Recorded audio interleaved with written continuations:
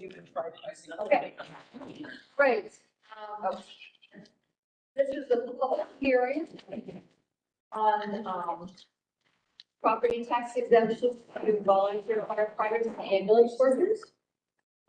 Notice is hereby given that a public hearing on the adoption of property tax exemption under Real Property Law Section 466A for eligible volunteer firefighters and ambulance workers will be filed in the Child Center Minimum of Guilderland Public Library or the Guilderland Public Library on August 17th, 2023. So, does anybody want to be heard at this hearing? Any members of the public? See, no one wants to comment. It started at, he was noticed for 5:45. Is there a motion to close the public hearing? I have a comment that may be relevant to the board. You guys asked me to. Well, but we're having a Oh, public yeah, hearing right now, so yeah. since there's no one here, I just was looking for a motion to close the public hearing. Madam Chair, I think we should wait a few minutes. Close the hearing. well then you can tell us Okay. the due diligence while we're Thank you. waiting. So, I think it might have been Marcia who asked us to do due diligence to find out the actual financial impact on taxpayers of this board choosing to adopt the firefighter ambulance driver tax exemption. So we did work on it. We needed help from the school district. So this is a short text of an email from Andrew Males, who's the assistant superintendent for business. He says the projected library tax rate for 23-24 that our board will adopt tomorrow is $1.0309 per $1,000 assessed value for the town of Guilderland. Using the exemption projection spreadsheet I shared, this will result in an increase of just over 1 cent for every $1,000 of assessed value. For a property assessed at $250,000, the annual additional impact would be approximately 26 cents. So a penny for each $1,000 for this property. I think that's my only comment. I do have the actual, I have both the school district's actual resolution as passed and Chris Lanchan's text of a resolution that we should use. Since we could use this time, Kathy cut me off if you think my filling you in on the school district is inappropriate, but there are ranges. So the school district basically went full on. They did a 10% property tax exemption, which is the maximum. They voted yes for the allow the exemption to continue for the spouse of the volunteer after the volunteer has died in the line of duty. And they wanted to continue for the spouse of a volunteer after the volunteer has died in the line of duty, as long as the spouse remains unmarried. And this is all pretty standard. This is in the toolkit for us, prepared for us, and that the Honeywell firm prepared for the students essentially. So they went all the way on people. Are the last two paragraphs, the spouse or relative that belongs to died or died in the line of duty, is it, would that be an either or? What did the school district choose that? I think that, okay, what did the school district choose? So, for a surviving spouse of a member killed in the line of duty.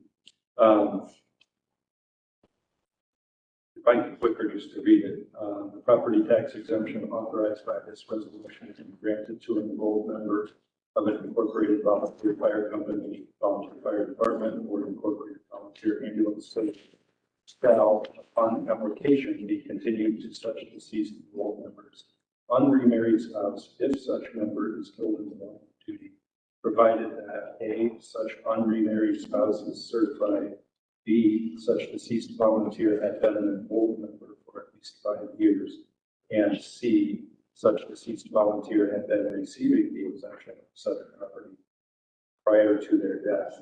And then they have a separate one for they have a separate thing. And where's the name of the spouse served?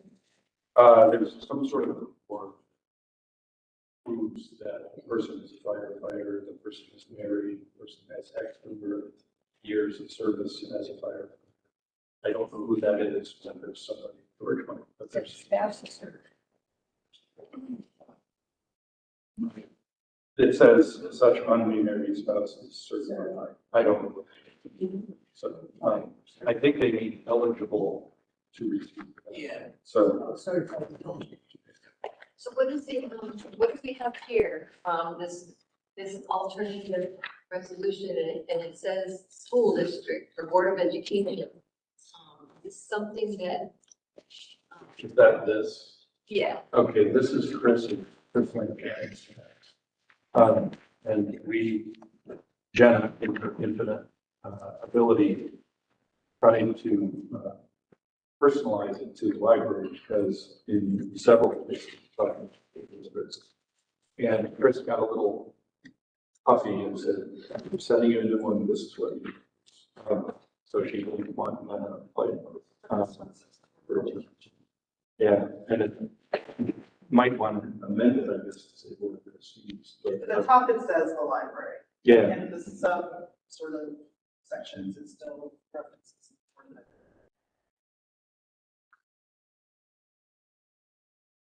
okay. There's just typos, I don't know. This is confusing, but it is. because it says XX%. And I assume it's all. Yeah, he wanted us to fill in the percentage that the board wanted to do. So, school board. And so what was the answer to the, after the volunteer that has died or a volunteer has died in the line of duty? Are those, would you do either or? I would think, well, I ultimately that's up to you. And I honestly don't know why she puts that in our form. And I will point out that I know why she includes it. So the Honeywell one that was prepared for the school district that Marie emailed me, calls the person who has died but not in the line of duty surviving spouse of 20-year member. So she's surviving, she or he is surviving, has died. But it specifies that they're a 20-year member, which Chris's does not. So I think, you're as smarter than I am, but, I think what Chris is trying to do is cover the spouses of people who have died regardless of the cost, but the legal writing is not on it. Basically. So. Okay. All right, we can talk more about this at the regular meeting. Mike does it. Mike, what I am doing. Where's Mike? Oh, Mike Gorilchin. Okay. So just on that last point about the 20 years, that's actually that 20-year for surviving spouses, that's right in the statute. So if our resolution references as permitted by the statute or some language like that, which I believe it does, then that would include the 20-year requirement for a surviving spouse. And for the firefighter killed in the line of duty, there's a 5-year minimum service in the statute. Those are all built into the statute. So I don't think we need them in our resolution if we're referencing as provided in the statute. I had one other question about this, which was the statute requires the taxing entity, whoever which would be us, to designate how the person is supposed to apply for the exemption. And the school district in their resolution, they included a paragraph toward the end that says that, that you're supposed to submit a application to the town assessor for the town of Guilderland, but we don't have anything like that in our resolution. And it seems like it would make sense to have the exact same thing so that the person could in one, one form or at one time, apply for both. I have that language in front of me. You probably do too, Mike. If anybody wants it read out loud, I can, we could, Robert's rules is also not my expertise, but we could adopt Chris's resolution with the paragraph Mike is talking about the town assessor lifted from the school district resolution. Okay, well, we can talk more about this when it comes up at the regular meeting. As I have 5:58 p.m. and not be anyone to speak. Here. I would move that we first comment. All in favor of closing the public hearing, please say aye. Anyone opposed? Hearing no opposition, passes at 5:58.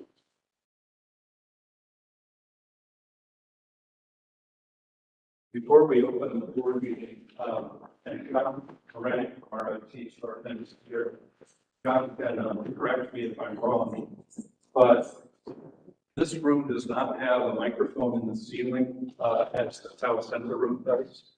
And so I would suggest that when board members are speaking during the meeting, we pass this microphone back and forth, and we may not be getting any public comment in person, show up soon. But if you guys are amenable to that, that's a good suggestion. Yeah.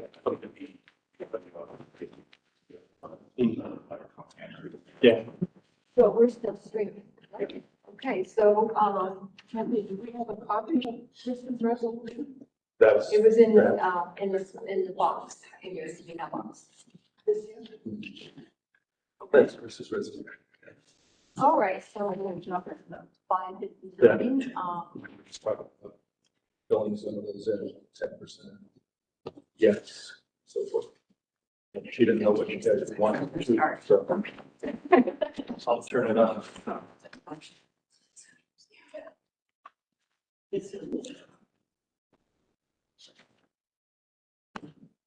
And there's also bottles of water, sharing, treasurer or board member or staff member. All right, I have 6 p.m., so I would, open the meeting.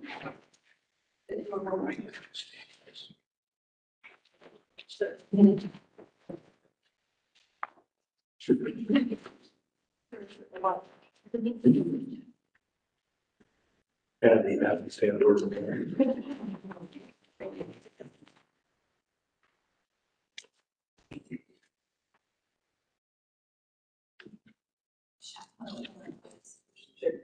All right, can we all stand for the pledge?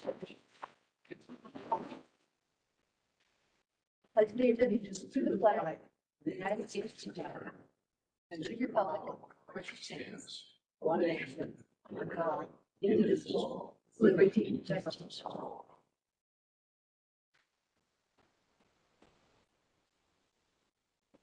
Okay. The next order of business is the approval of the minutes. The annual meeting.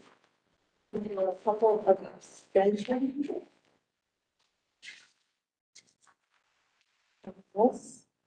Do I have a motion to the minutes of the annual business meetings of July 15th, 2023? Right. Second.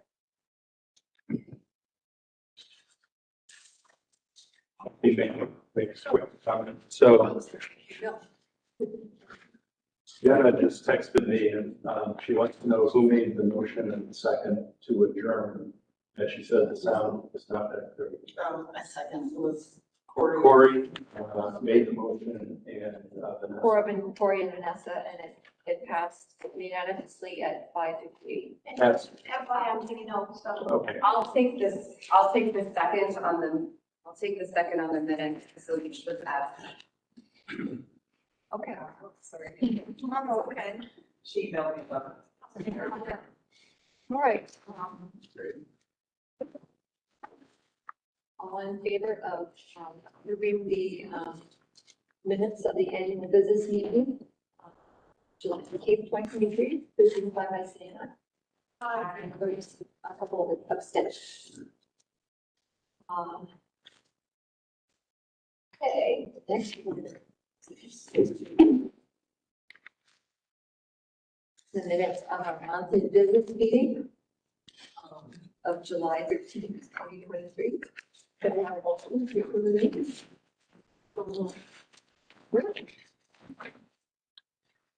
Second? Marina? All in favor of approving the minutes of the business meeting of July 15th, 2023, please signify by saying aye. Aye. There are a couple of abstentions.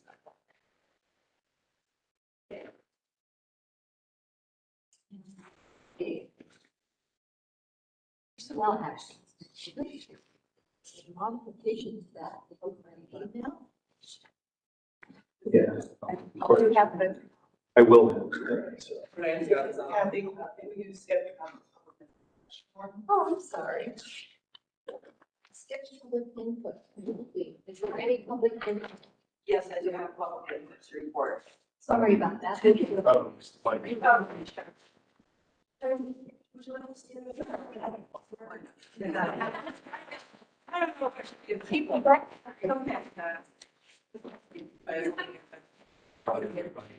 No. I was just gonna. It's easier, is that okay? All right. Just think of it. I just have 4 things to report, which, you know, a lot of times we don't have any, but tonight we have 4, so it might take me a few minutes.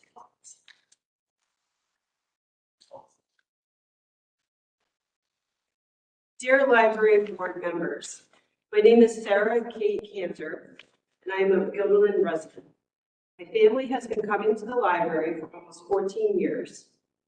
We love the library and come here often for books and programs. On July 24th, I came into the library in the morning to pick up some books that I had on hold, and a book in the Barbenheimer display by the front desk caught my eye. The book is Killing the Rising Sun, written by Bill O'Reilly and his co-author, Martin Dugard.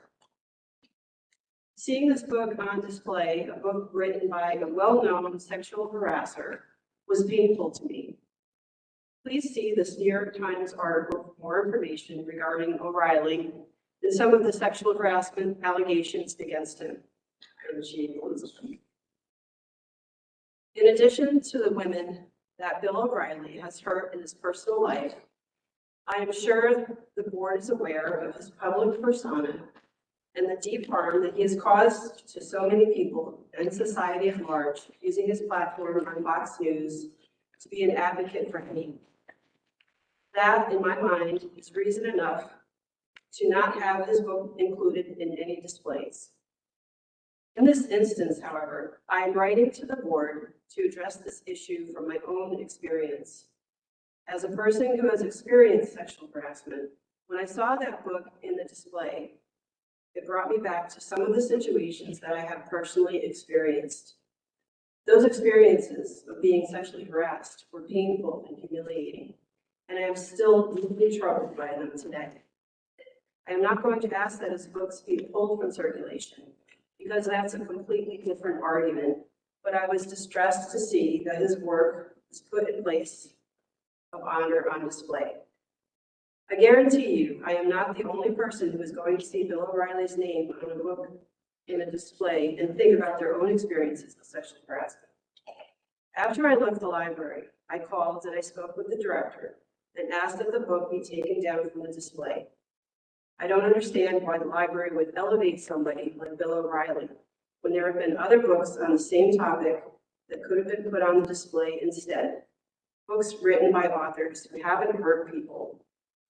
I don't know if the book was taken out of the display after I talked to the director, but I assume it was left up.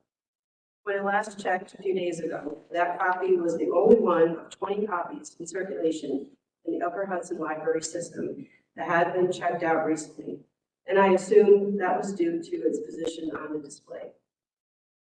I would like the board to consider creating a policy for the library that takes an author's words and actions into account, both from their personal and professional lives, when choosing which books to put in displays. Thank you. Sincerely, Sarah Kate Cantor. The next piece says, "Hi folks, using language from the draft policy, I suggest that displays must be well balanced and relevant to community needs, interests, and demand. The library should be able to explain to the public how a display is well balanced and how the library knows it is relevant to community needs, interests, and demand.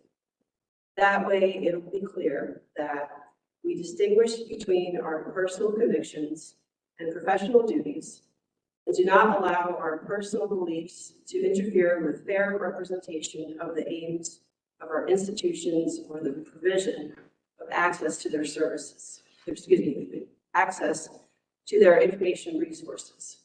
Also from the draft policy. Signed, Andrew Genovese. Third piece.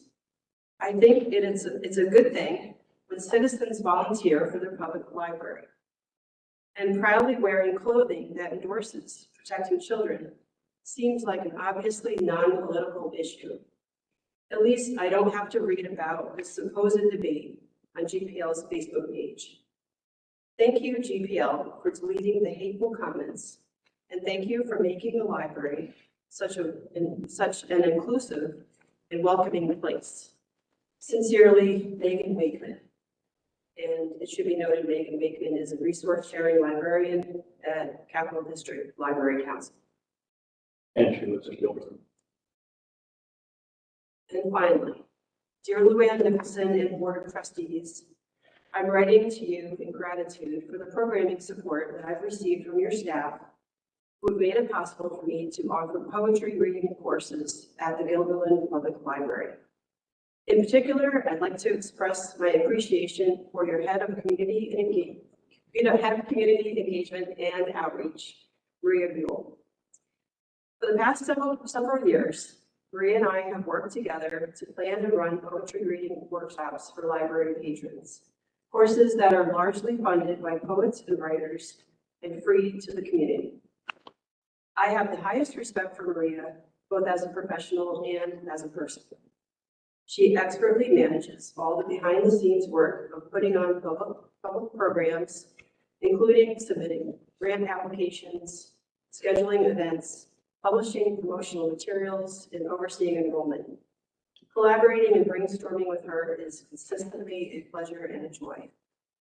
Thanks to Maria, arts and culture programs at the Guilderland Public Library are varied and rich. And I personally, as a poet and teacher, have been able to enjoy many opportunities to work with diverse groups of library patrons, as well as other members of the public in an expressive genre which enriches our lives and community. Please know that I am grateful to the Guilderland Public Library, and I hope that you know what a managerial asset you have in Maria. Thank you and best regards, Susan Cominos.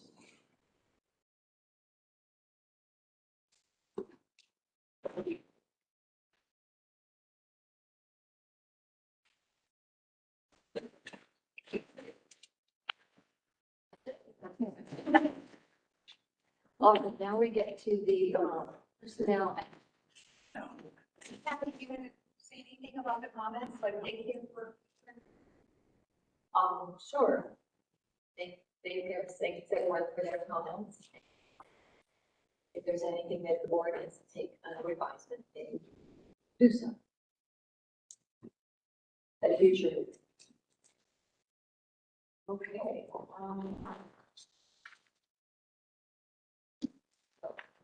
a personal action as modified to accept the resignations of Michelle Hockey, full-time library assistant in the Programs and Public Services Department, effective July 22nd, 2023. Martin Cole, part-time librarian in the Programs and Public Services Department, effective August 16th, 2023. To approve the appointments of Genevieve Getz, full-time librarian one in the Programs and Public Services Department, effective August 7th, 2023. And Sarah Russo, full-time librarian one in the Programs and Public Services Department, effective August 23rd, 2023. And to approve the promotion of Michelle Butel, full-time library assistant to full-time librarian one in the Programs and Public Services Department, effective August 4th, 2023. Do I have a motion to approve the personnel actions so stated? So moved. Corey, second motion from Michelle. Okay, is there any discussion? Hearing none, all in favor of the motion to approve the personnel actions, please signify by saying aye. Aye. Is anyone opposed? Say welcome, these newcomers, and thank you for your hard work and for those who are sorry. Okay, so it passes unanimously at 6:13 p.m. Next on the agenda is the treasurer's report for July 2023.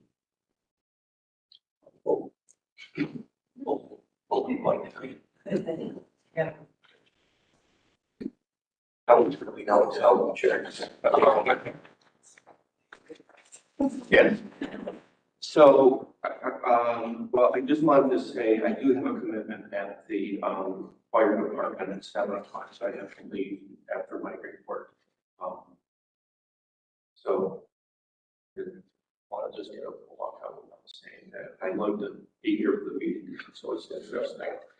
And perhaps the most interesting part of the meeting is the financial report, or at least financial people would like to think that way. But, and I guess I would compare it to, I looked up my health record one time and the doctor wrote that I was unremarkable. And the fact is, when I thought about it, that's really good if you're unremarkable from a medical perspective. And it's really good to have your financial statements that way. So I don't have a lot to say about them. I reviewed them. You know, they look like what we would expect. And I wrote a little write-up and made a few comments. Just that, you know, our cash went down by approximately what our loss was for the month. And, you know, the balance sheet really nothing too different was going on. On the revenue and expenses, I would like to explain one thing, but I would say that, you know, everything overall, we're under the budget on expenses and over expenses on revenue, which is, you know, always better than the opposite. We did get a grant for $10,153, and I know I was calling it Upper Hudson Library grant. We got the same thing last year, and last year I'm pretty sure I commented that I'm not superstitious, but I'm a little stitious. So if we were to budget for it, we probably wouldn't get it.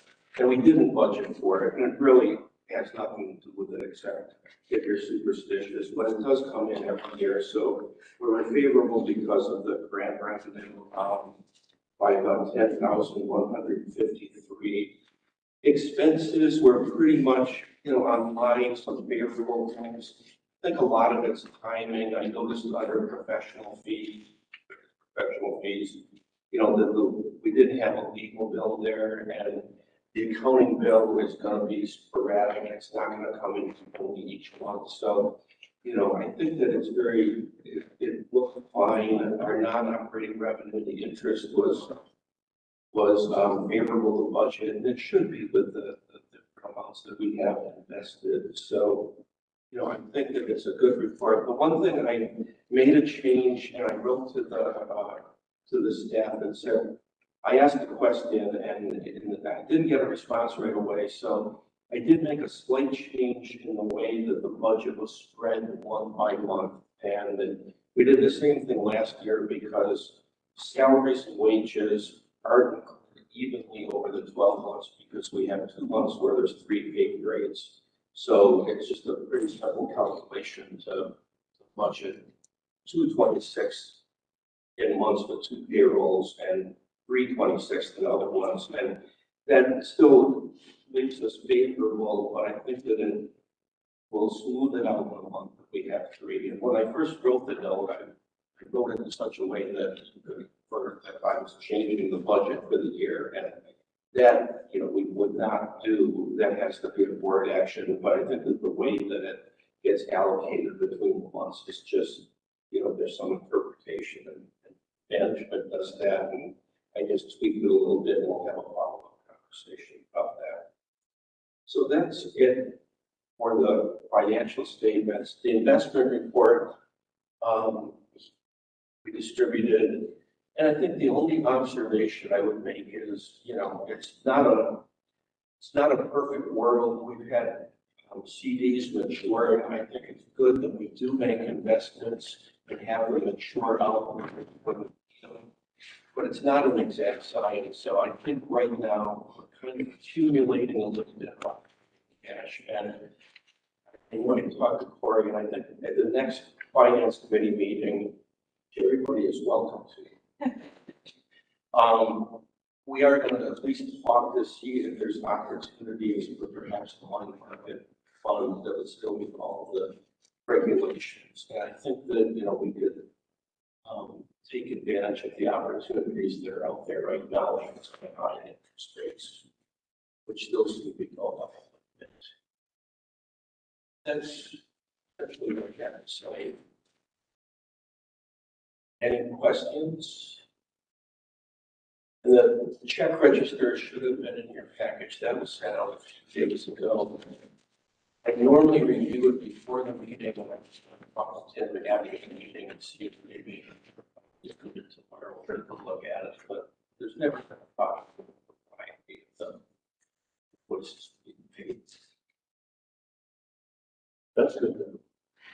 Corey, may I suggest I mention the audit committee while we're still here? Certainly, go ahead. Okay, so,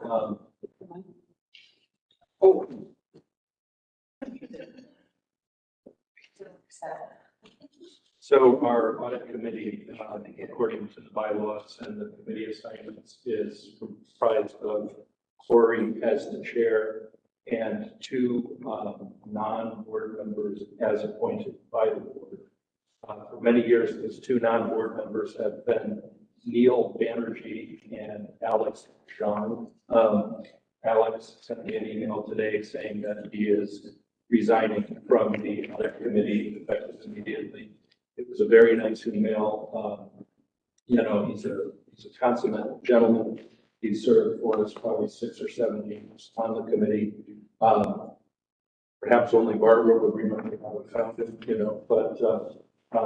so Corey, I didn't read on in the bylaws what the process is for finding a new member, but that's going to need to happen.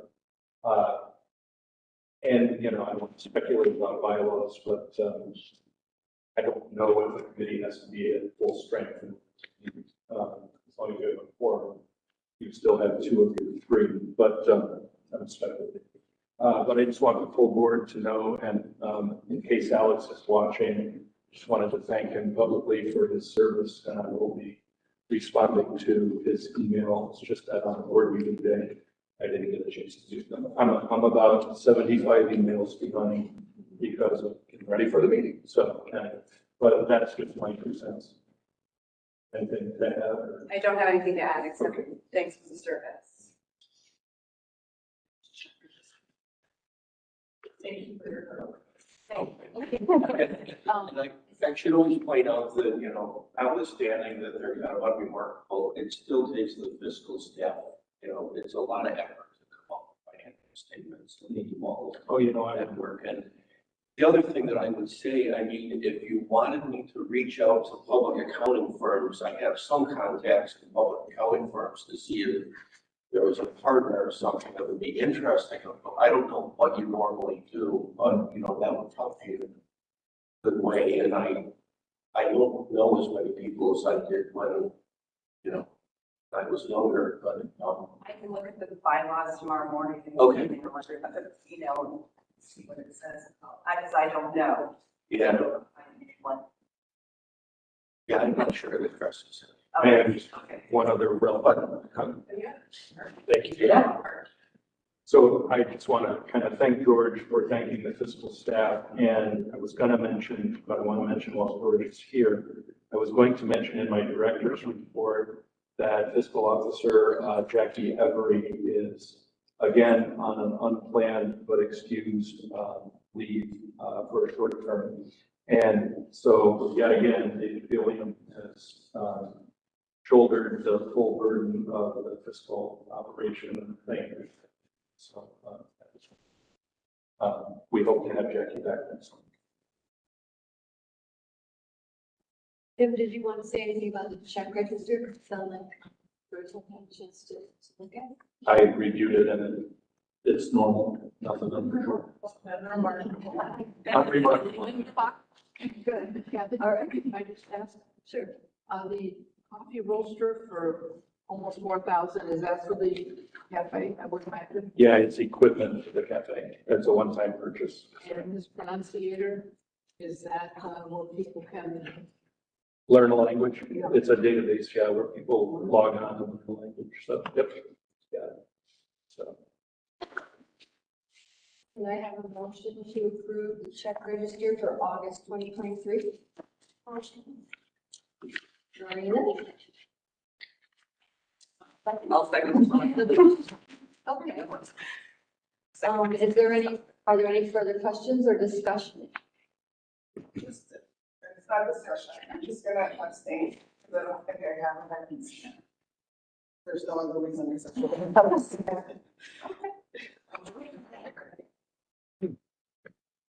So all in favor of approving the check register for August 2023, please signify by saying aye. Aye. And we have one, two abstentions.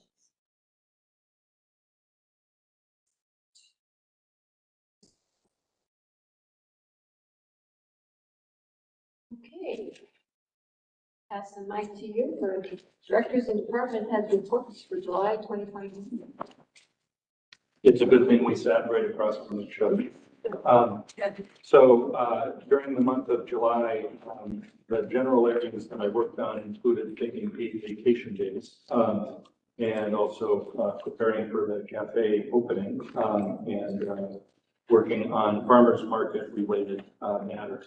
The overall administrative team has been working with the programming department and the circulation department to fill lots of jobs, and you heard some of that on your personnel actions. Some of it is still ongoing. We did make the decision, you know, I'll review this real quickly, but we are interested in buying a shed to put in one of the auxiliary parking lots and create a volunteer book selling operation. But we did some work on that this month and learned that the construction grant application process, we started that too late. So we'll put a construction grant application in next year, but Natalie and I and Jackie continue to work on that concept. Basically, it was a weird thing where if you buy a shed, the state department says you have to hardscape it into the ground. So you have to put some paver stones around it and so forth. And we did not successfully get an estimate for hardscaping in time to put that grant application in. It's kind of a minor, so but that's where that is. The passport issuance will be restarting in September. We do expect to do the same amount of passports we were doing before we took the 2-hour hiatus. Good job on that, Natalie. We have changed the hours to 8 p.m. as you know, starting July 17th. So far, no complaints or internal incidents related to that. The new live author talks that we're doing, they're virtual, but they're the authors live through a group called the Library Speakers Consortium, are essentially kicked off in July and have been well attended, and some really big names are coming through the fall.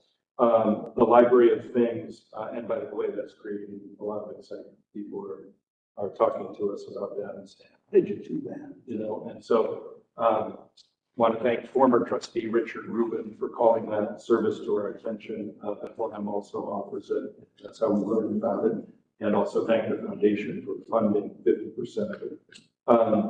The Library of Things, which loans out all kinds of items, has put a few new items in this month, notably child life jackets for boating, and those are popular.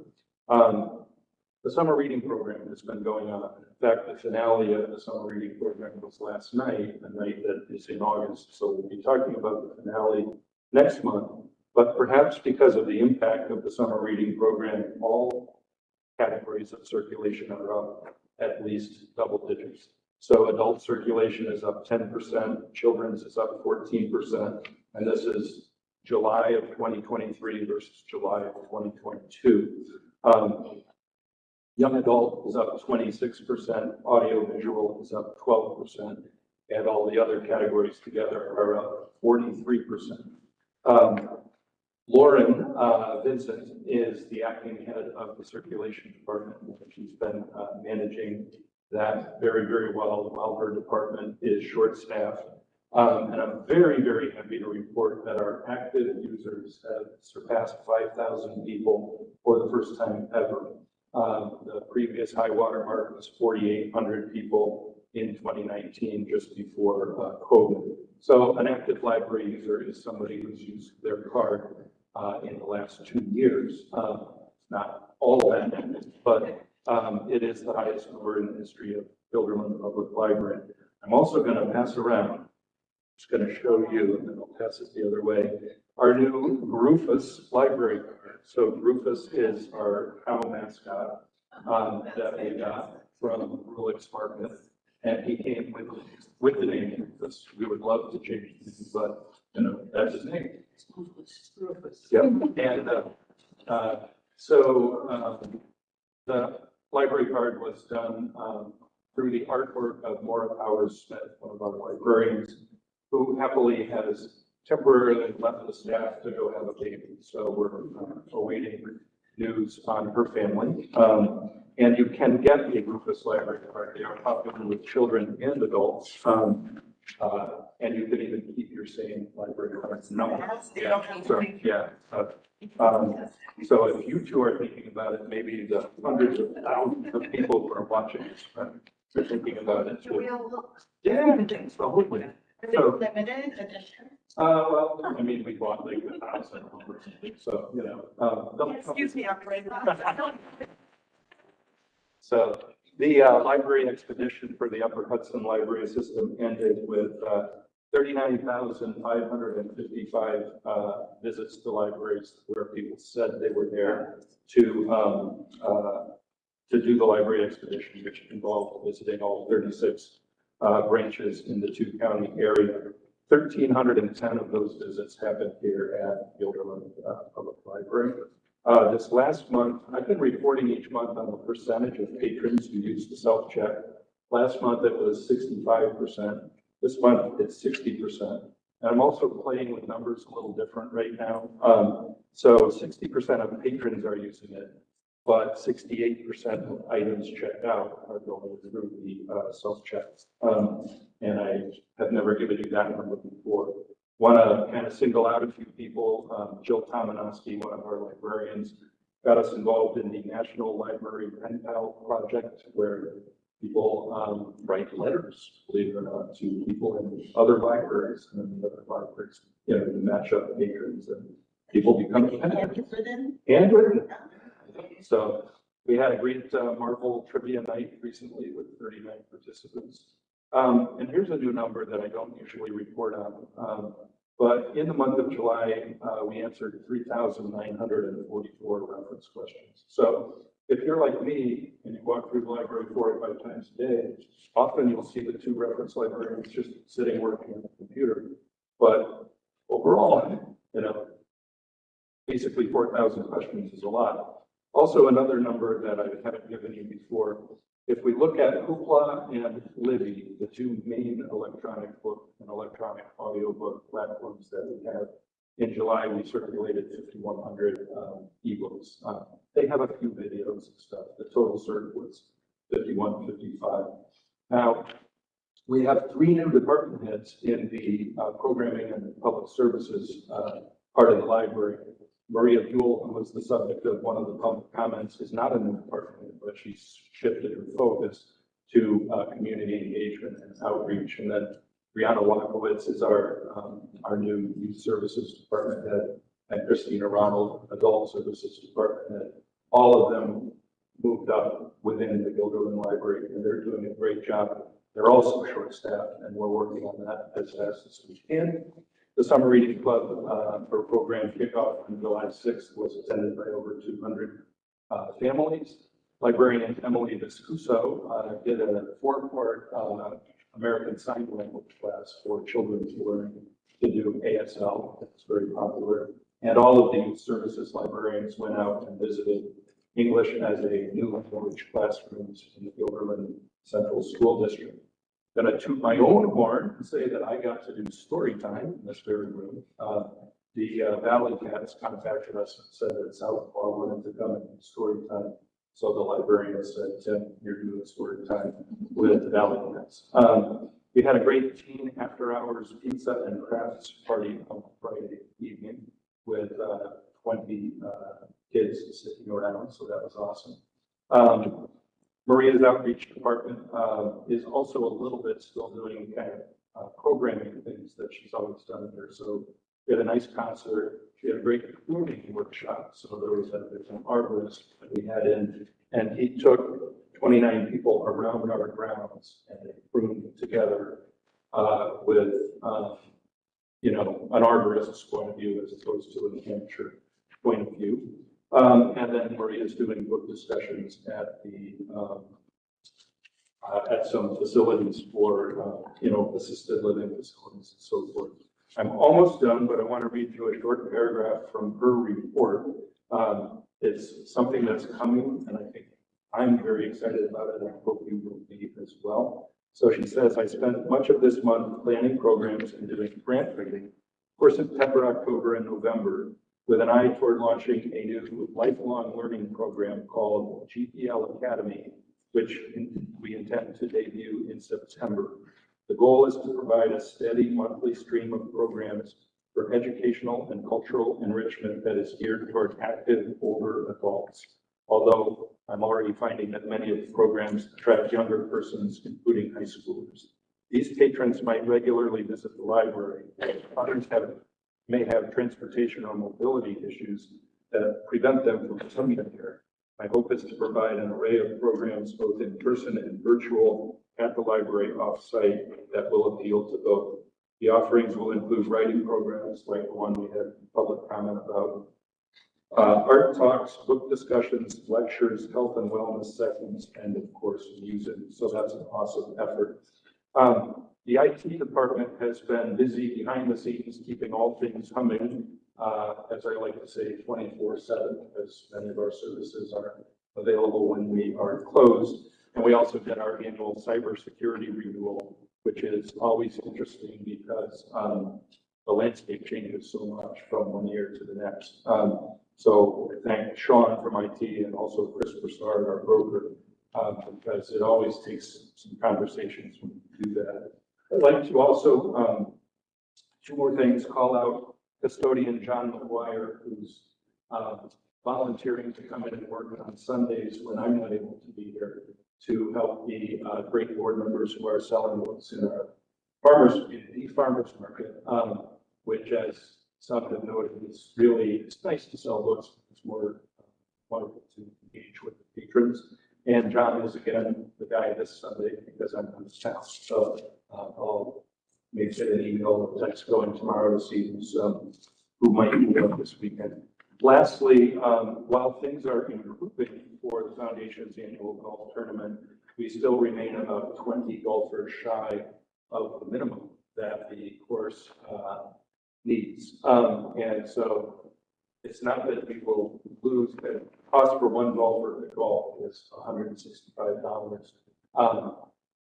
We will lose an amount of money for each of those 20 slots that is less than $165, but it's costing the foundation money. So if anyone you know golfs, please encourage them to, pick up a flyer here at the library, call me, call Steve Waxman, and lean on your golfing friends or buddies. There's a flyer right there. Thank you, Anish. And I will just kind of, in the vein of George Wilhelm, do some self-deprecating humor, but the incredibly humorous opportunity exists to be in a foursome with myself and my wife, who play golf once a year and are now up to 4 total rounds in our life. So if you would like to be entertained and you don't take your golf too seriously, feel free to join our foursome. And thank you very much. Okay, committee report. So the Buildings and Grounds Committee did not have a need to meet per se, but we do have some dates. Today it looks like we have finalized a grand opening for the cafe, and that will be September 6th. I think we're working on the details for the ribbon cutting time, but it looks like the cafe hours for that day are going to be noon to 4. Just to kind of test the waters, and it'll be a soft opening before that, but not necessarily promote that. So they're just going to kind of see what traffic comes in, and they're shoring up their staff and their workflows. So that was very good news between last meeting and this one. We passed the rigorous Department of Health gauntlet, so it took a little bit of back and forth, and we got through that. And then I'll just speak, because I guess it's kind of adjacent, but the Can you just get one? yeah. And they took the paper down from the windows today, and I heard that people were poking their heads in, and they were very excited waiting for this thing to open. So the cafe is very, and I think the question came up at least 10 times during the book sales. So along with that, people ask me about used book sales. So I think that will kind of hit 2 birds with 1 stone, since there will be a used book sale permanently stationed in the cafe. So that'll be great. And just a comment that the used book sales have been really, really great. And I think anyone who's been coming on Sundays will attest to that. It's really great to meet folks. We've gotten a lot of compliments and people saying that they were happy to see us out. They were able to ask us questions directly. There's a couple of enthusiastic folks that we see every week, so we're fielding lots of questions.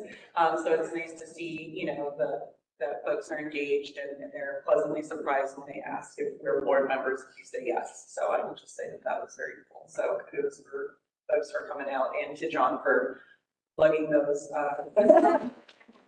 shelves and the tables up and down the hill. And I'm constantly shocked that he can carry both tables at the same time. Oh, I can barely handle one. So that's pretty much it. No need for a committee meeting unless we get some more direction on what's needed for the use of the shed, or anything else that I need to get through the buildings to grounds. Help. It's like the next 5. I think we'll be the next 4. Long range, and I'll be quick. Long range planning is not yet met. I have attended, and I'm not sure if anybody else from our long range planning committee was able to attend. I didn't see the attendees list. But I attended the New York State Board Trustees training on long range planning. It's their book club, I believe is what they call it, and got a ton of helpful information that I'm going to write up and share with everybody so we can get started in the coming weeks when we can get a meeting scheduled. Did they record it by any chance? They did. I got the meeting. So I I did not get that email. If you- You forwarded to me. Share it, that's great, because I could not make a 5 o'clock start time in person, so that wasn't that happening, but I wanted to be there. They said specifically they weren't recording. Oh, I really? think that. I got it. You were thinking of the UHLS training. So this is through the folks that put together the trustees handbook, the big thing. Okay. Okay, Because it was virtual. okay, then I am getting the two. Okay, but I mean, I'll try Either either one. one. Everyone can have access to it. If you have it, then send It says it has recordings. Okay, perfect. It was really fantastic and helped kind of put the perspective of the board and the community, like really at the forefront of what needs to happen with our process. So, it got me jazzed, energized to start going, kick it off. I don't have anything else. It's worth your time. I also attended, and I thought I saw at the very beginning several names of trustees that might have been some other mess with Prosper. I mean, I put my name in like the very beginning of the chat, so, okay. But yes, we'll share information about that because it was really quite good. I don't have anything else for long range planning for the time being. Anybody else has anything to add? Can I just roll on, Kathy? Yes. Okay. The finance committee did not meet this month. I'm the only finance person besides George that is here this week, so we were not able to meet. But like George mentioned, we are meeting soon, and two of our priorities going forward immediately after that is we're going to look at George's investment policy that he has and strategy, and we're also going to talk through what to do with some of our reserve funding. So those are our two main priorities moving forward right there. Is the investment policy different than one of the policies? I would take it or We haven't done that yet, so I can tell you. I just wanted to previously, not recently, the policy committee had started to look at the investment policy. So the finance committee and policy committee should. Let's coordinate. And I'm saying all that, no longer the chair of the policy committee, but I just wanted to flag that. So Let's get together. I just didn't want you to move forward without the trail. Yeah. Oh, yeah. Yeah. Mhm. And I think finance committee would be right. And we can talk, let's all group together and talk about this, but I also think part of what George is proposing is more of an investment strategy than a policy, because it's just simply keeping some of our money in different places that are different than what we do now, but bring in higher interest rates, but it wouldn't be a formal policy. So I think we need to separate the two issues and figure out how to. This is something what I've written that has to do with municipal. Yes, yes, yes. So I think it could be helpful then to just refer to this, the investment strategy. Sure. So we're not speaking Okay. to the investment policy. We will not say anything Sorry about that I. No, that's all right. So we should move with me first.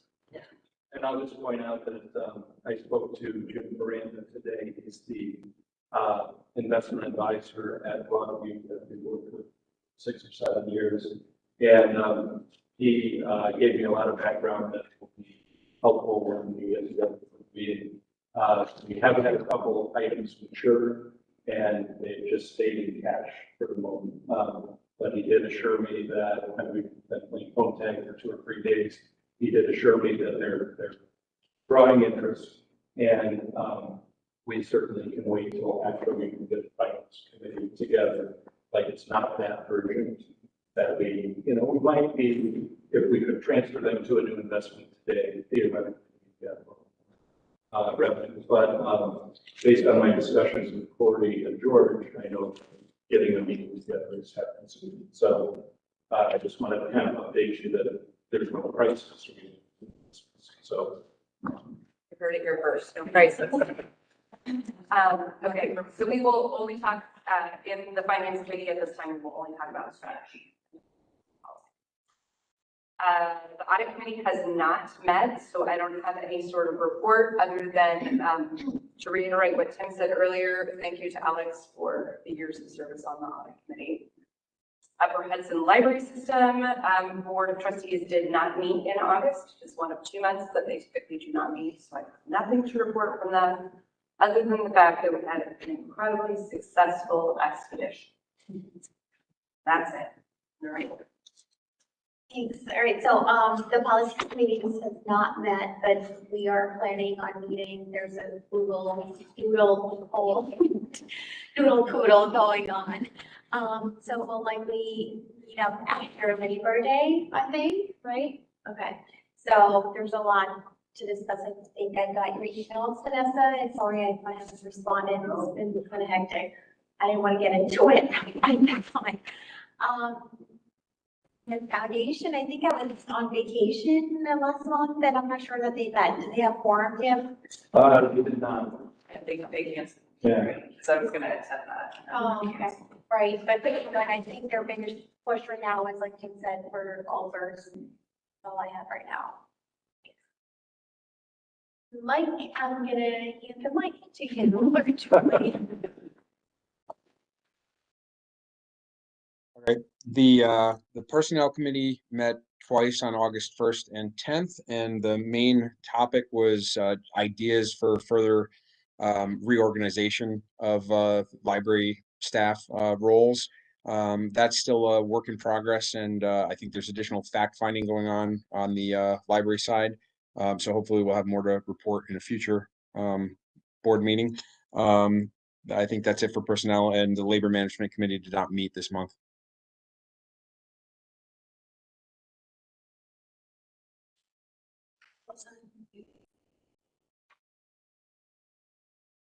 Okay, board development also did not meet this month. And as I reflect on last year, I wondered if we really need this committee, because the Upper Hudson does such a great job, the New York Library Association does such a great job notifying all of us about their fantastic workshops that will fulfill our obligation. You know, to have a certain number of hours, I think was it 2.5 hours or something per year. So anyway, we have not met, and I'm going to discuss a little bit more with Kathy. You know, what our intent was last year. I think it was more of a group dynamic type of thing. You don't think so? Okay. All right. I mean, this is your report and we can discuss later, but I recalled it being beyond the minimum requirements. There were quite a bit of learning and knowledge building about the role of trustees and a well-functioning board that we wanted to explore together. So that was more of, I think, board development should not be interpreted as like a professional development. There was more practices of this board. Sorry. I was just offering that I recalled the conversation being beyond the minimum sort of statutory requirements of training for the board, and an interest from a number of people in exploring additional development of the board practices, best practices, et cetera. So I remember some things. I personally, we never really got to it or tried it. And I think it's unfortunate to have done that before we explore how it could benefit the board.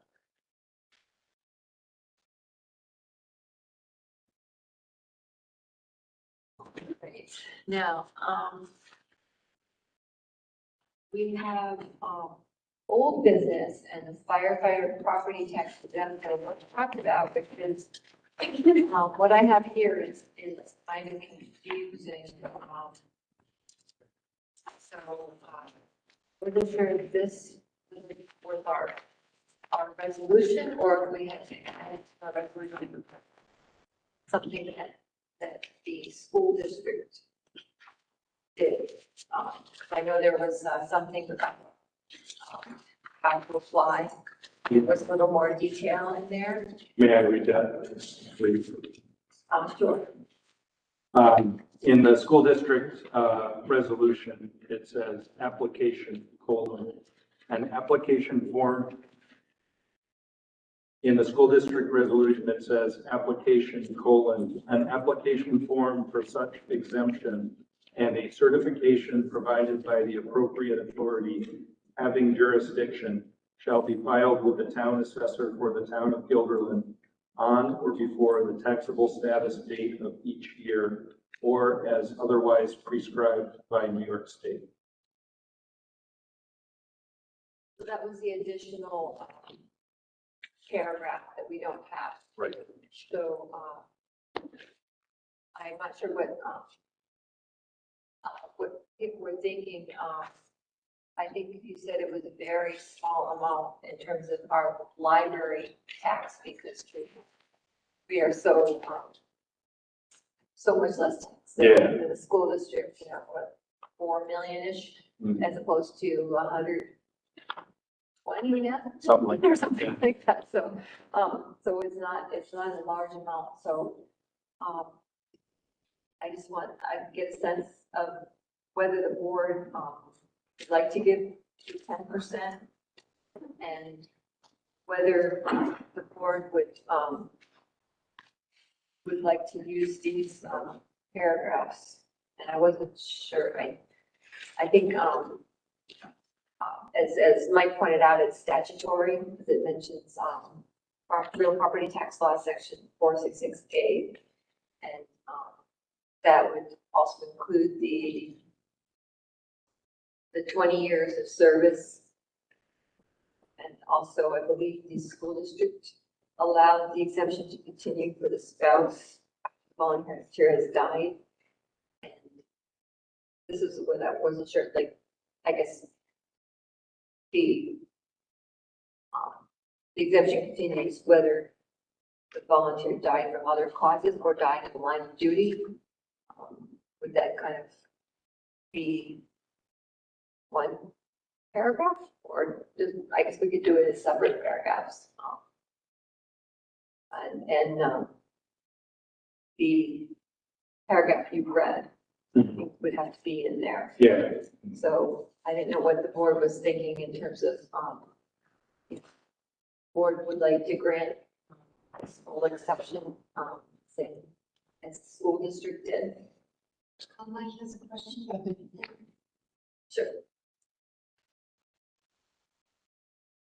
I'm certainly in favor of these exemptions, 10%, the 20 years of service, granted the 10%, these spouse also.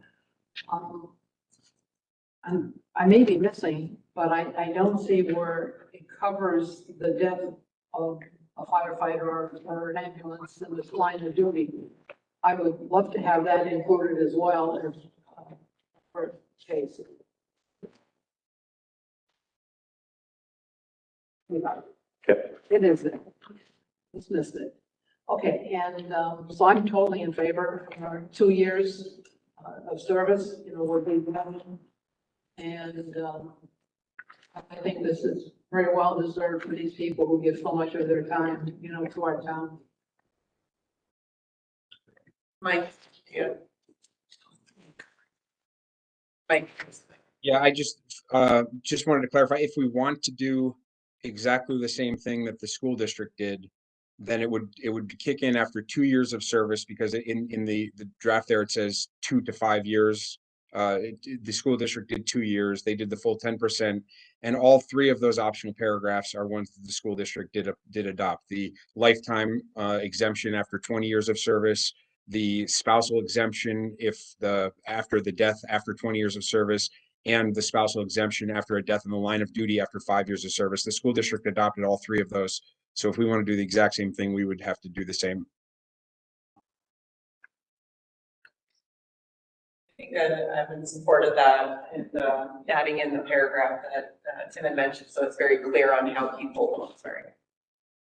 I just asked Mike, what that last thing that you said, that if they die in the line of duty, they have to have served 5 years, did I misinterpret that? No, that's in the law, in the statute. You are allowed to provide for the exemption to a spouse if the firefighter has served for at least 5 years and dies in the line of duty. So you can't, under the statute, I don't think you can go under 5. It's an option. If someone has served 5 or more years, they die in the line of duty, then you can provide a spousal exemption. Okay. At the top, it says 2 to 5 years. I think that. I think that's saying you can pick anything in that range. The school would like to, if we match with the school discount. I have a question from Mike, if I may, or whoever can field it. It's not really related to the writing here, but do we have any idea how much this will benefit each individual firefighter? I mean, I know there's going to be a range, but do we know about how much it is? And secondly, does this constitute compensation that would generate taxable income for them? So I don't know the answer on the first. I mean, so basically it would be whatever their taxes are that are attributable to the library would be reduced by 10% for each individual, because it knocks 10% off of their assessed value of their property for purposes of this tax. So I don't know what that works out to in dollar value, but that's what it ends up as. I believe, since this is just being done through a tax exemption on the property tax, that this is not considered any form of income, and it wouldn't be taxed otherwise, because it's just changing the basis on which their property tax is assessed. So my understanding is it doesn't have any implication for their taxes, income taxes otherwise.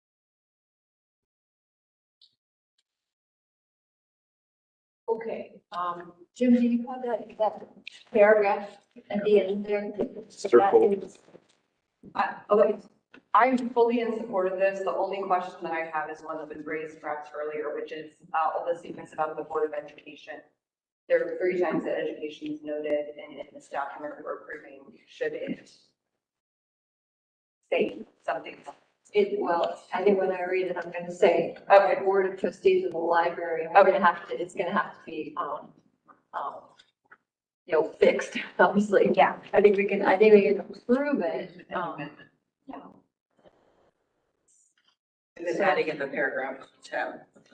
Right, I have that here. So what I would say, the motion would be, whereas pursuant to real property law, section 466A, the Board of Trustees of the Guilderland Public Library desires to offer a tax exemption on the primary residence eligible volunteer firefighters and ambulance workers residing within the library district and who have served a minimum of 2 years. And whereas a public hearing was held on this matter on August 17th, 2023, and therefore be it resolved, the Board of Trustees hereby adopts the property tax exemption for eligible volunteer firefighters and ambulance workers, permitting residential property exemptions of 10% for eligible volunteer firefighters and ambulance workers residing within the library district who served a minimum of 2 years. Be it further resolved that pursuant to real property law, section 466A, the Board of Trustees of the library shall provide a lifetime property tax exemption of 10% on the primary residence of eligible volunteer firefighters and ambulance workers with 20 years of service within the library district who maintain their primary residence within the same library district. And be it further resolved that the Board of Education, Board of Trustees of the library, Guilderland Library, shall provide a property tax exemption of 10% to eligible unmarried spouses of deceased eligible volunteer firefighters and ambulance workers, subject to the requirements of real property tax law, section 466A, and be it further resolved that the Board of Trustees of the Guilderland Library shall provide a property tax exemption of 10% to eligible unmarried spouses of deceased eligible volunteer firefighters and ambulance workers who died in the line of duty, subject to the requirements of real property tax law 466A, and be it further resolved This local law shall be effective immediately, available to eligible volunteer firefighters and ambulance workers for the 2023-24 tax year and shall continue until rescinded or amended by resolution of the Board of Trustees. An application form for such exemption and a certification provided by the appropriate authority having jurisdiction shall be filed with the town assessor for the town of Guilderland on or before the taxable status date of each year or as otherwise prescribed by New York State. This resolution shall apply to the assessment rolls prepared on the basis of taxable status dates on or after December 31st, 2023. Do I have a motion to approve this resolution authorizing property tax exemption to volunteer firefighters and ambulance workers? So moved. Barbara? Second. Marina, second. Is there any further discussion on this motion? I just wanted to clarify for one thing for the 2 years. That's Correct. excellent. All right. Any other discussion or questions? Aye. So, I think given what, the actual financial income or impact of this for the library, which, is basically very trivial. And the fact that the school board, or the school district administers our tax levy, and there are, our administrative complications if we don't have the same tax base that the district does. I think it makes sense to adopt this in identical form as the school district for those kind of administrative reasons. That said, I say that with a lot of reluctance. I do not like this as a matter of public policy, and which, even if you support, which I do, the intent behind this, which is to help with recruitment and retention of firefighters. This is the way this has been done. I think is just terrible as a matter of policy. It's highly regressive. It's being done through the tax code in a way that is not transparent and is not well targeted to the purposes it's supposed to serve. And it is being done by delegating this to, political actors like us to make a decision that is basically has nothing to do with library finance, library administration, library policy, but is solely about whether it is appropriate or to what extent residents should be subsidizing the property taxes of firefighters in the district, which is just a poor way to implement this program. I think everything about this, it just epitomizes a lot of the pathologies in, New York governance and government. It's bad public policy, bad tax policy, and just bad governance. Even if you support the goals that it's supposed to serve. So again, I would vote in favor solely because it's a trivial impact and there are administrative efficiencies, given that the school board already did the same thing. But it's just not good policy. That's all I have to say. I should just note that the town and the county have also granted the exemption. So we're kind of the last entity, that actually imposes a tax to do it. So, all right. Is there further discussion or questions?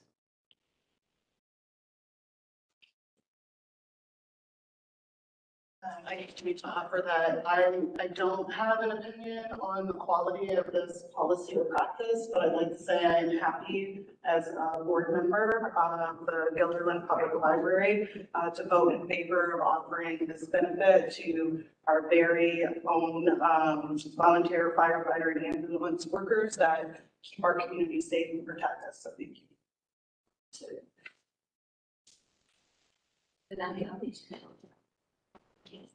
All right, is there any further discussion? I would say. No. Do we need a roll call vote, or would we just do it by acclamation? All in favor? Aye. Is anyone opposed?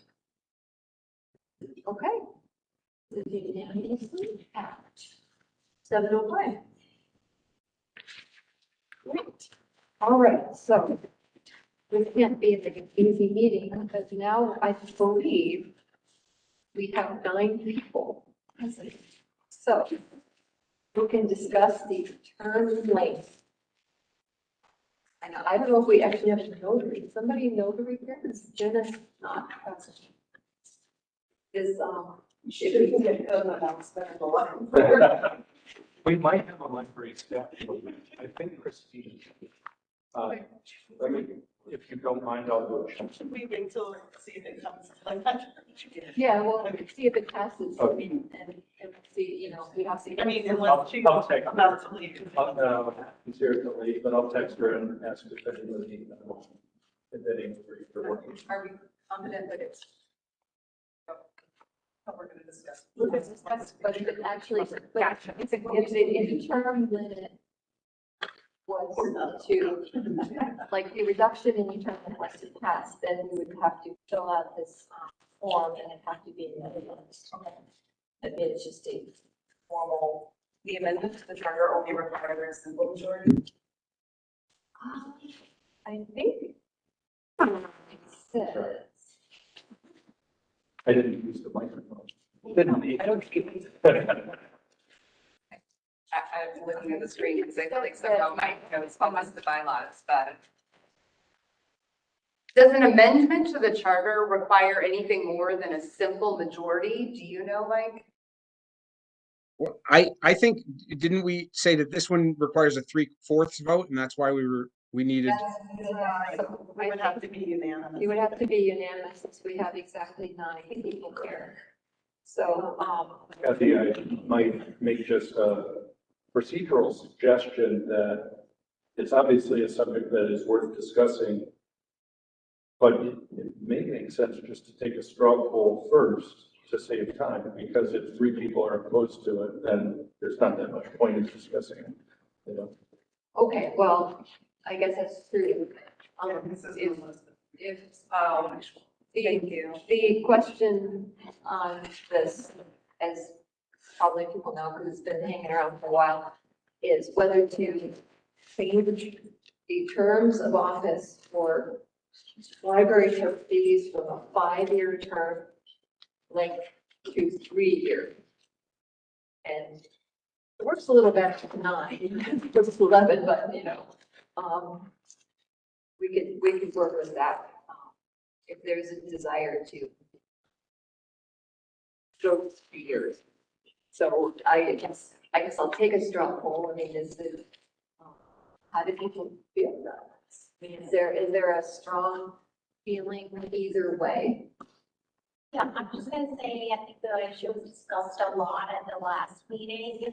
So without rehashing all that, I'm in favor of going to a 3-year term. Yeah, could you press the mic down because we can't hear her.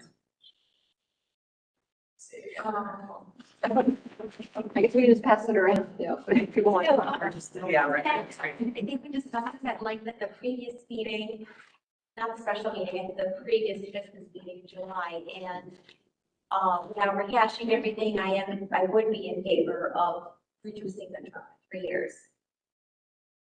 What about the size? That's, Think not.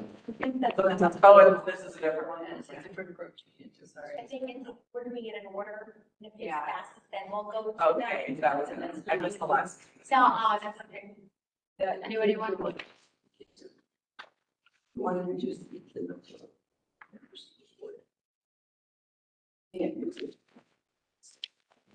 No, this is only for. Yeah. Yeah, sorry, I thought we were doing the 2 together. Okay. No. Only for the term. I would change it to Same. Don't forget to pass the mic. Oh, Well, this isn't the vote. I know. okay. This is, we're just saying which way we're going. Which way you're currently inclined. I didn't find it in the direction at the moment, only because, you know, I've been on a long time and 5 years was never really a problem with somebody moved out of town or they had a reason, health or job duties or whatever.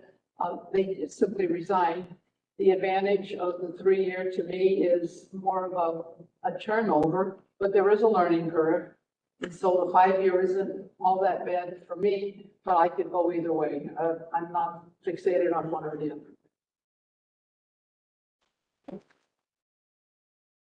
Favor. Okay, sounds like, are you in favor of the 3-year term? I am in favor. Sounds like. Put it to a vote. So I think there are 2. Staying. These are staying as long as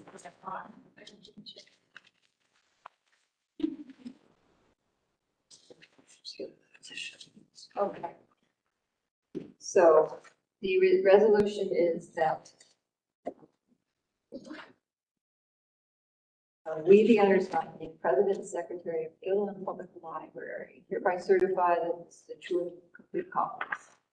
Resolved that the Board of Trustees of the Guilderland Public Library hereby requests that the Board of Regents of the University of the State of New York amend the absolute charter of such section among well, this is a resolution of a regular meeting of the Board of Trustees of Guilderland Public Library. Sorry, no, that's a resolution, so I think we just have to vote on the resolution. So further down, resolved, or resolved.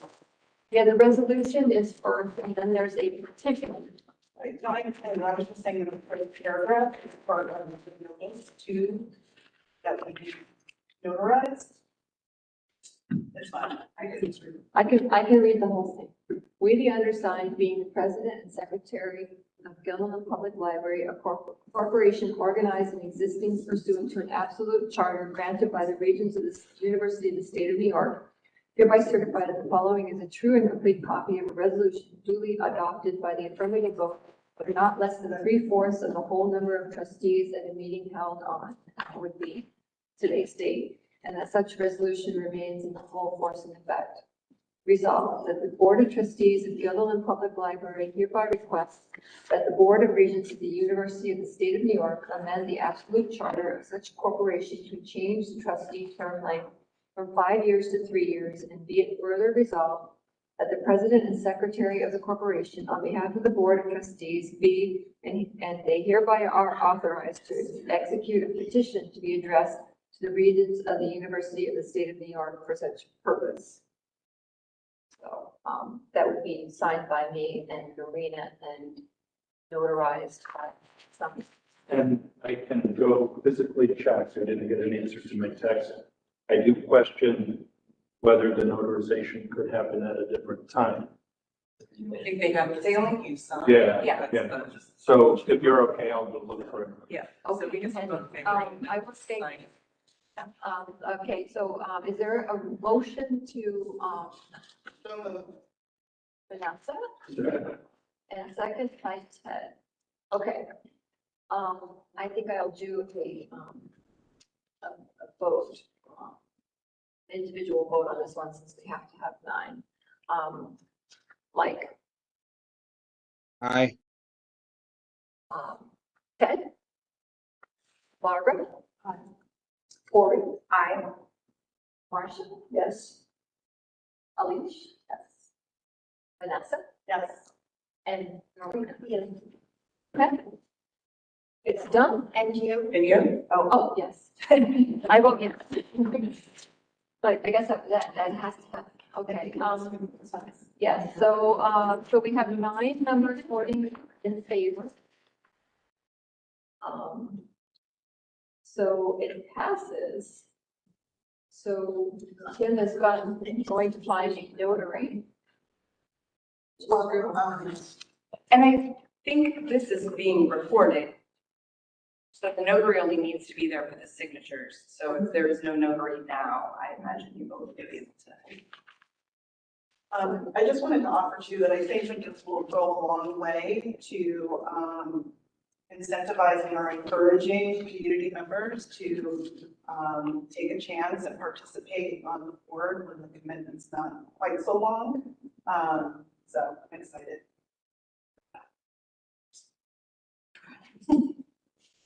Okay. Well, that was relatively straightforward. So while we're waiting for the notary, should we go on to something relatively easy? Yeah. I think Jenna mentioned that there was a slight mistake on the holiday closing calendar. That New Year's Eve is on a weekday, yeah, so they, instead of being totally closed, they would be closing early. So, do I have a motion to approve the calendar as amended? Motion. Second. Rena and Marcia. Okay, any discussion? All in favor of the amendment to the calendar, please say aye. Aye. Anyone opposed? Okay, passes and There are no notaries present this evening.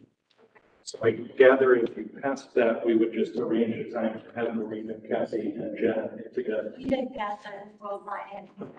yeah, I'm calling you like a separate copy of, Sure. like it's like on different. Yeah. So You might have to say something. Yeah, I mean, as I read the resolution and what we're getting notarized, I don't see any reason that can't be done on a later date, as long as it's just signed on a later date. The notary just has to attest to the, you know, the signature of the person signing it in front of them, and it would be Kathy and the board members that are signing it that are attesting to the fact that it passed by that, you know, 3/4 vote. So I don't see any reason it can't be done on another date as I read it. you have this as a separate sheet. I can make it as a separate sheet of paper. Okay. Yeah, we can do that. Okay. And then and Noreen and I will sign it before the end of this week. Okay. Okay. All right, so, and we just passed the amendment calendar. And. Oh, you passed that as well? Right. Yes, and, I think you're in the impediment. We just moved so fast. It's a joke. I know, The corrective is correct. I know. so we have a closing early request for trunk retreat, October 30th, through rain date of 31. Do you need an explanation of that? Oh, jump on that. Oh, closing early at 4 instead of, it's a Monday, so it would be at an 8. Yeah. And I'm prepared to explain the request if you need to. I think it's self-explanatory. My only question would be, you know, managing the notice of the early closing for the rain date, right? Like just to, So we worked that out where, you know, the trunk or treat is the 30th, the rain date is the 31st. Rather than make a request to close early, potentially 2 nights in a row, we thought we would just move trunk or treat inside if it was still rainy on the 31st. And we would use, so we No, thought, we're not signing this now. I can't sign it now. We're just going public. You have to sign in front of the notary. okay, so I'll take that page back. So, you know, trunk or treat, the concept is to be in a parking lot and in the trunks of cars. But we sort of thought ahead that it would be difficult for trustees to approve potentially 2 consecutive nights of room closure. So we figured that we could use this room, the Westbrook room, the lobby, and the town center room if it gets rained out on Monday the 30th and it's going to get rained out on Tuesday the 31st, we would just move it inside. But it Would be closed. the library would at that point be closed, yes. Or no, I guess it would be open. Yeah. People couldn't check out. Not both days, you know, yeah, people could still, They could still, Yeah. So I think maybe, was your question, how would people know that? I think we should say that when we announce the trunk or treat, that, you know, if we're doing it outside, the library's closed, right? Yeah. And if it's raining, it will be open, but we'll move it to the next day inside. right, yeah, Yeah, for the publicity, right, so. right. Yeah. So the motion, why does this have to be closed if they're outside? To me, it's a great opportunity for parents then to come in and get some books and just add on extra, like your part-timers have, give them a few extra hours. Would that work? We need them outside. It's that busy that we need the staff outside. So, So you understand the library. yeah, it was chaos last year. So, Oh, that's good. it's just, I think, I have like 3,000. I'm just still confused. Were we asking for early closure on the 30th only? Yes, Okay, so the with the rain date of October 31st is not part of the early closing. right. I would say just because I volunteered last year, I did a trunk, and I would be concerned about a ton of other people that weren't participating in trunk or treat driving through with all the kids in the parking lot. For me, it would be more of a safety issue because there's so many that's probably not why this came up, but. I don't know who wants the microphone. Mike, I think Mike. Oh, Mike. So, Tim, I think you might have already explained this, but I was having a little trouble hearing. So with the rain date, how exactly does that work? If it's supposed to happen on the 30th with an early closure, if it looks like the weather's bad and it's going to be postponed to the 31st, is the library still closing early even though the trunk or treat's not happening? No. Okay, so if it gets postponed, then the library would remain open on the 30th till its normal time. Staffing meetings need regardless of the trunk occurring or not, it's just the event itself triggers it closing early versus staying open. The staffing's the same. Is there? Mike, What was that? hand's still up, so do you have a follow-up? No, I'm sorry. I'm done. Your virtual hand is still up. I would move that we grant the request to close early on the 30th for trunk or treat. So moved by Corey, seconded by Vanessa. All right, any further discussion? All in favor of the closing early request for trunk or treat, October 30th, the rain date of October 31st, please signify by saying aye. Aye. Can you just read the early closure? It's closing early at 4 p.m. Is that? What Yes. is it? Okay, 4 p.m. Closing early at 4. Okay.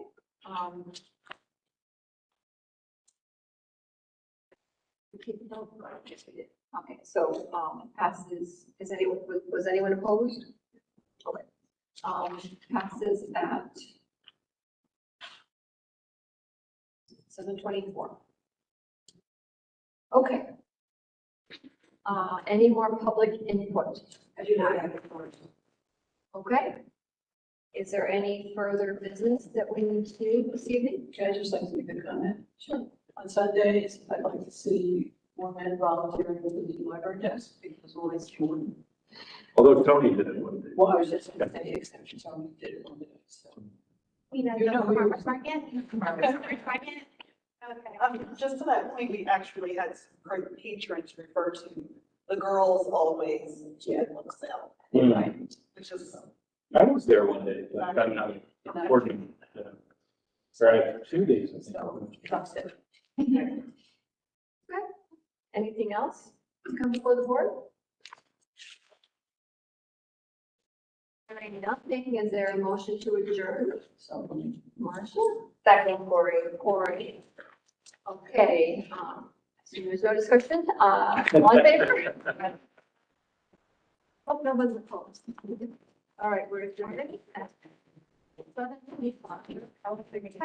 Barbara, are you both on long range planning? What time is better for a meeting? If we did it virtually, like a lunchtime or like an evening, what works best? Either, Ted, do you have a preference? Yeah. You know, Maybe like in 2 weeks, maybe, right, maybe. I'm Oh, are you at a meeting? moving to